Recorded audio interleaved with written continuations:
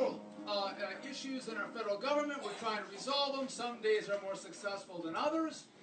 And we get some outreach from Sally Burkholder, who says over in Rome, they're going to do a visitor center at the Sicily Rome Cemetery, and one of the featured memorials in that cemetery is going to be from Second Lieutenant Ellen Ainsworth. And wouldn't it be great if the congressman from this area wrote a letter during the dedication of that center that could be read on the day that this visitor center opens up? And so we worked together, got the story, and wrote the letter, and it was read. But the more that we learned about Second Lieutenant Ainsworth, the more amazed we were at the story. I mean, what a fine young woman from Wisconsin who made the ultimate sacrifice, a hero and brave. And we thought, was there something else that we could do to show our honor and respect for her sacrifice? And I'm going to be frank to you guys at the post office. I made a commitment that I would never be at one of these. Unlike what Ron said, I thought, there's so much important work we're supposed to do. Should we really be naming post offices? But the more I looked into it, I thought, you know what, that personal commitment was the wrong commitment. Because I think not many of these happen. And to pay tribute to one of our community members who made this sacrifice like Ellen Ainsworth did, is that a small recognition of that sacrifice that we can name a post office after her to keep her story alive, not just for this generation, but for future generations to come?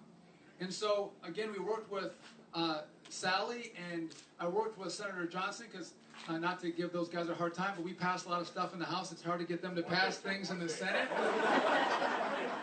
So we partnered up together, and I know you claim Second Lieutenant Ainsworth here in Glenwood City, but I want you to know that every member of the Wisconsin delegation, Republican and Democrat, all signed on to this bill because our state takes honor that she came from Glenwood City and from the state of Wisconsin. So we all worked together to get this bill passed through the House. We got it over to the Senate, and Ron helped shepherd it through that very difficult institution. Sent it to the president, and I'm honored to say the president saw the value in renaming this post office as well, and signed this bill into law. And I'm proud to be here today because I do think it's so important when you come and drop off a package, when you drop off a letter, that closest point you have to your federal government, you might take that time to reflect upon someone who made the ultimate sacrifice for our liberty and our freedom. And I think too often today, we think that liberty and freedom comes without sacrifice, that it's free. And this is a great reminder that it is not free. The amount of sacrifice, the ultimate sacrifice that so many men and women have made for that freedom should not go unnoticed.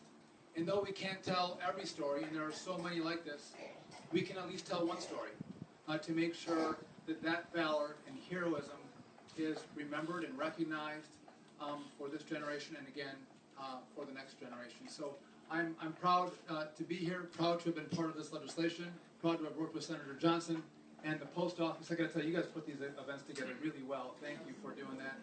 And after we do the unveiling, we do have a signed copy of the bill with President Obama's signature on it that we want to present to the post office here, hopefully to be hung in recognition that this bill passed. So thank you all very much. God bless you all, and let's have a great day.